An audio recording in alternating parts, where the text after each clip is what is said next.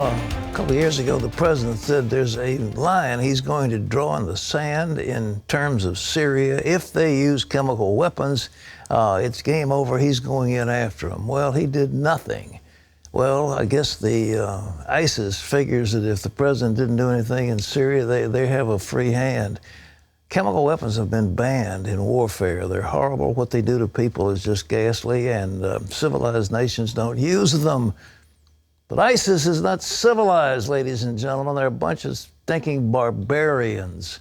And the Iraqi Kurds have been fighting for almost 2 years to push ISIS out of northern Iraq. Recently, they retook the city of Sinjar near the Syrian border in a bid to cut off ISIS supply lines to the larger city of Mosul. But ISIS is fighting back. And as I said, we have incontrovertible evidence that they've been using chemical weapons against the Kurdish Peshmerga. Chuck Holton has just returned from a week on the front lines and brings us this exclusive report. When the Islamic State pushed into northern Iraq in 2014, most of the ethnic Yazidi residents of the area were forced to flee. In November 2015, Kurdish Peshmerga forces were able to recapture a portion of what they'd lost, including Sinjar, a city that was once home to 500,000 people. But the fight rages on. The Peshmerga may have driven their enemy out of Sinjar, but ISIS isn't giving up so easily. On the new front line, Peshmerga soldiers are living under daily low-grade attacks by snipers and indirect fire. So it's about 8:30 in the morning. It's a beautiful morning. The sky is incredible. The birds are chirping. And ISIS has been shooting at us all morning. Just sporadic fire, mortar rounds coming in from that direction and landing over here in the center of the city. Also, we've had just sporadic. So there's a couple of mortar rounds right there. Now that means we've got about 15 seconds before we find out where they're going to land, and they've been landing over here in the center of the city. But it's a kind of scary feeling because you don't have any control over where they're going to land, and if they land right here, it's game over. Oh, you hear it? There it goes. Landed over this way. So these Kurdish soldiers that are holding the front line here in Sinjar, they have to put up with this constantly. It's not really intense fighting. It's just very low-grade fighting most of the time. Once in a while, there'll be an attack, but it's mostly sniper fire and this indirect fire that they have to worry about. We've come here to see evidence of an attack ISIS made recently employing chemical weapons, a form of warfare that most nations have banned for more than 100 years. We traveled to a field just outside the village where the front line is today, and we're careful to stay upwind from the site of the attack. On the 11th of February, ISIS fired over 30 mortar shells from off here to my left into this village, now being held by Kurdish forces. And the shells didn't explode like normal mortar shells would. Instead, they released a white gas. And I'm here over a week after the attack, and even right now, there's a very pungent odor of rotten vegetables.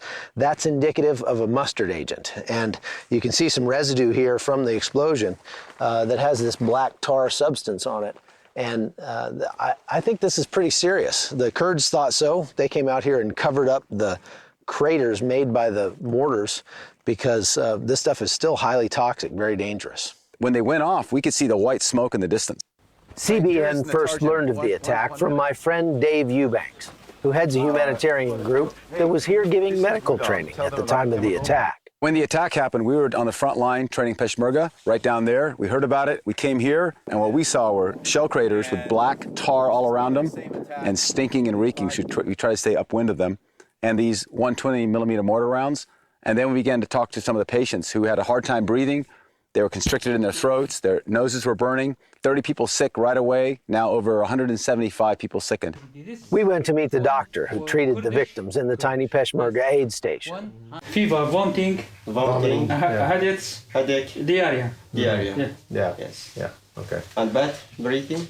Breathing, yes. It's this gas, upper respiratory system. Upper respiratory, Yeah, yes. yeah. Yes.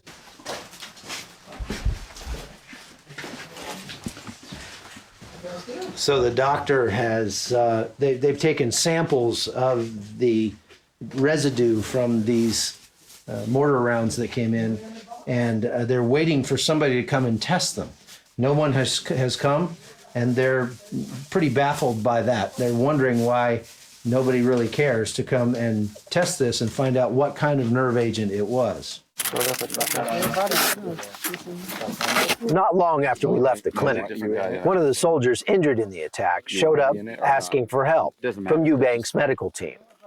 But before they could begin treating him, Oh gosh. Okay, I go to get it's very sick. Yeah. Lord, as you heal this man and help him recover. we rushed him to the clinic where the doctor did his best to treat him. But his condition didn't improve, so he was sent by ambulance to the nearest hospital, more than 2 hours away. Important test examination.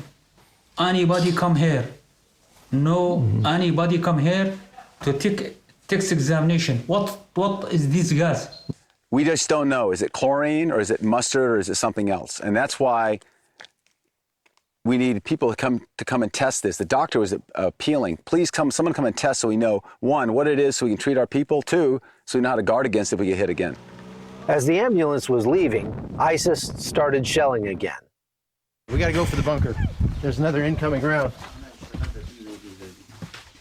Stay right here. Is that it? That's it. Line over here. You gonna get your binos? The fight dragged on, and someone called an airstrike, while the Kurds fought back with their own weapons.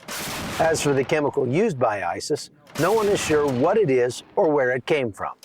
Now the biggest concern is that ISIS could find a way to transfer these weapons into Europe or even the United States. But for now, the Kurds are doing their best to keep them occupied here.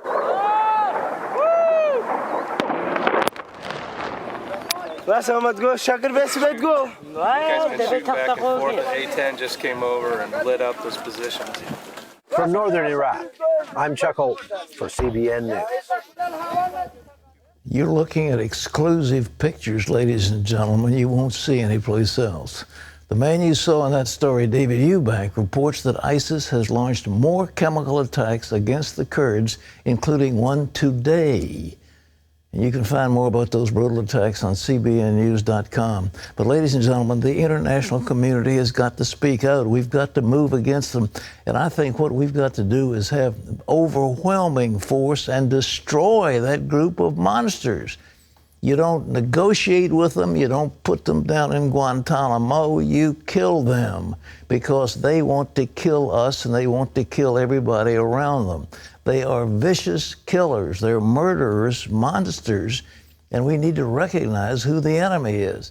And you don't hear that out of the White House. They said, well, it's sort of an insurgency we're dealing with over there, and we're going to degrade them and all that. I mean, nonsense. It's time that the free world stand with those Kurdish fighters against people who are breaking all the conventions of warfare.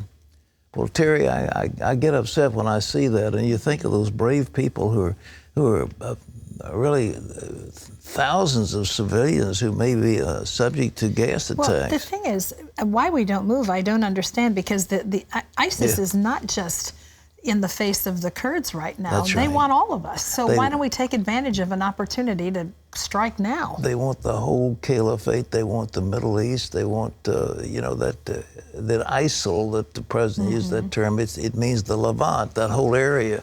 And they want it all, and you're right. They talk about Rome. They want to go into Italy and beyond. Ladies and gentlemen, oh, man, we need change in leadership.